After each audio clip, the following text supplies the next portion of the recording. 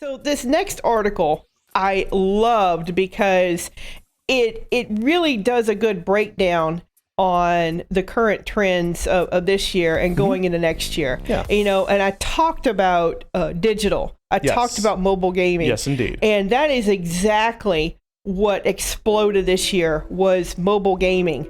Okay. And in particular, there were certain games that caught people's attention. But overall, the industry, you look at it, $178 billion. Right. Okay. And that was a huge increase from last year. But more importantly, I did a dive into what types of mobile games were the big sellers and considered really profitable. Okay. And scroll down. You're not going to like this. Keep going. You're not going to like this, yeah. Let me know when to stop. Yeah, go past COVID-19 because they do a whole dive into that, and they do a dive into regions, and that's good.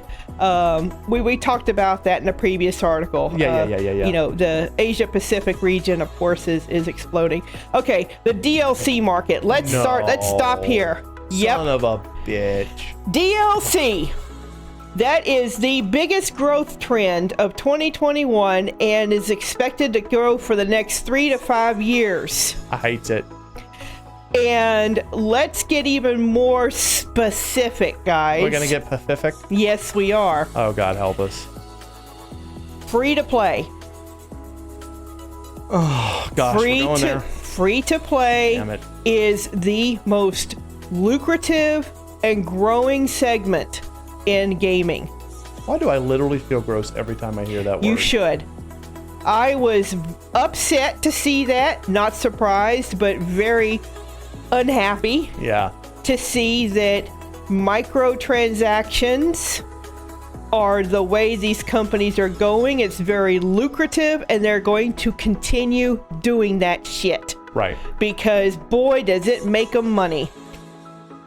Again, if you're new to Studio Blue, you know that we are very solidly against predatory microtransactions. Yeah. Anything that uses gotcha mechanics, especially on a free-to-play game, to get people to nickel and dime them, 50 cents here, $1 there, $5 there, we are 100% behind. Yeah. I mean, behind. Against. Good God. Against it. We're 100% against it. There is no wiggle room that's predatory. And unfortunately, this data is showing that it's the most popular. It is the most popular. And profitable. It's very profitable, and they did surveys of the people playing these games, and folks, they don't care. No, they go ahead, these people playing these games, they go ahead and spend money. Yeah. They spend their money. Yeah. It's like they just don't seem to care. Everybody on that survey did at least one transaction.